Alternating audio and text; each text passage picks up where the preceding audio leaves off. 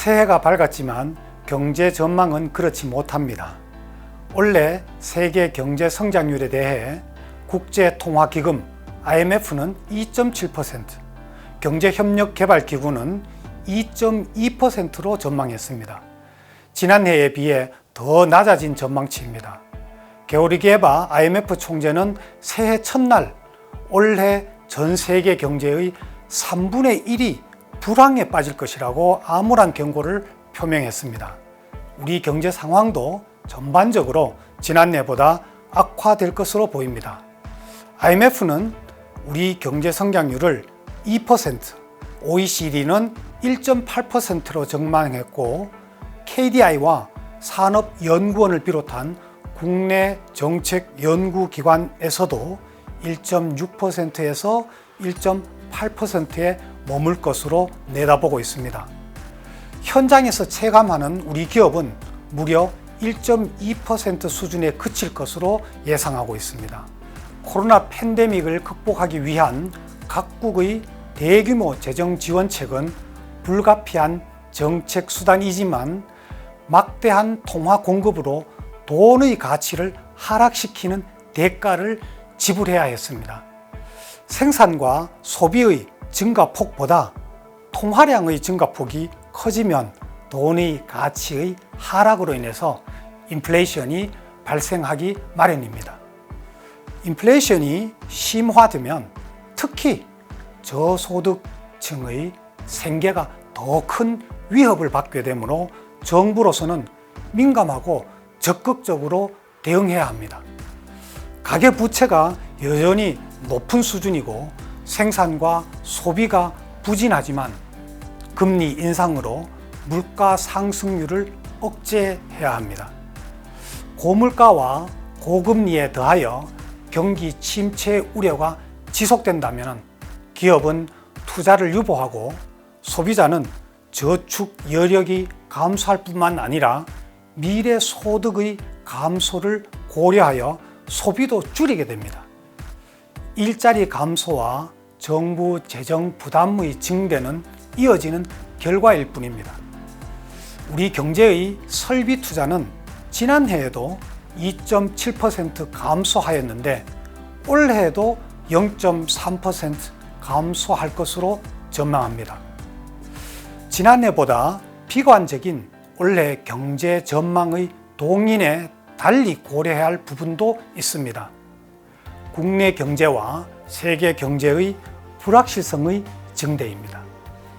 지난해 혁신 경제 모델로 주목받았던 우리 플랫폼 기업들이 주가 급락으로 인한 기업 가치 재평가는 예상치 못한 파급 영향을 끼치고 있습니다. 러시아의 침공과 전쟁 장기화는 전 세계가 전혀 예상치 못한 변수였습니다. 올해에도 어떤 불확실성이 세계 경제를 긍정적이든 부정적이든 예측 범위 밖으로 끌고 갈지 긴장해야 합니다. 불확실성이 기업 차원에서도 국가 차원에서도 혁신을 이끌어내기도 하므로 기대감을 가질 수도 있습니다. 불확실성과 혼돈의 시대에 혁신적인 기업가 정신과 국가 전략의 가치가 드높아질 수 있습니다. 외환 위기를 맞았던 우리나라가 25년 만에 세계 8위의 외환 보유국으로 또 10위권 경제 강국으로 발전할 수 있었던 동력은 개인과 기업과 정부가 혁신적이고 창의적인 경제 역량을 발휘한 결과라고 판단합니다. 하나님 나라에서는 작금의 세계 경제의 불확실성을 극복하려는 혁신과 창의성과는 비교할 수 없는 무한한 잠재적 가능성이 열려 있습니다. 유대민족의 역사에서 중요한 두 가지 시사점을 얻을 수 있습니다.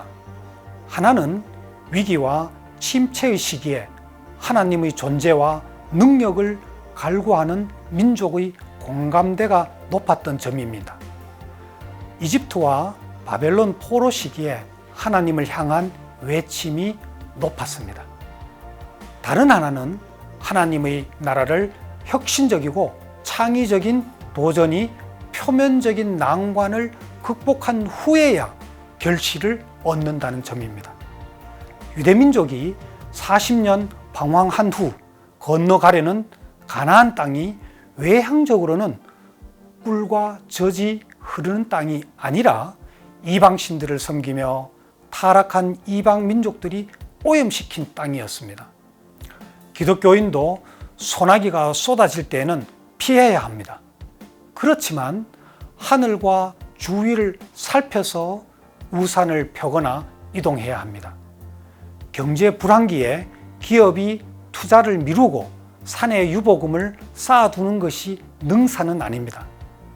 투자가 필요한 부분이지만 다른 기업들이 투자하지 않아서 투자 대상의 가치가 높아진 경우에는 오히려 투자 적기일 수 있습니다. 기독교 기업은 불황기에 더욱 취약한 협력업체와 근로자와 경제적 부담을 공감하고 협력적 대응책을 확대해야 합니다. 올해는 기독교 기업의 가치를 재정립하기에 적절한 시기라고 생각합니다. 어느 때보다 지혜로운 경영 의사 결정이 요구되는데 기업의 근본적 가치와 방향성에 기반한 판단이 중요합니다. 가치롭지 못한 기업 이익은 하나님 나라에 기여할 수 없을 것입니다.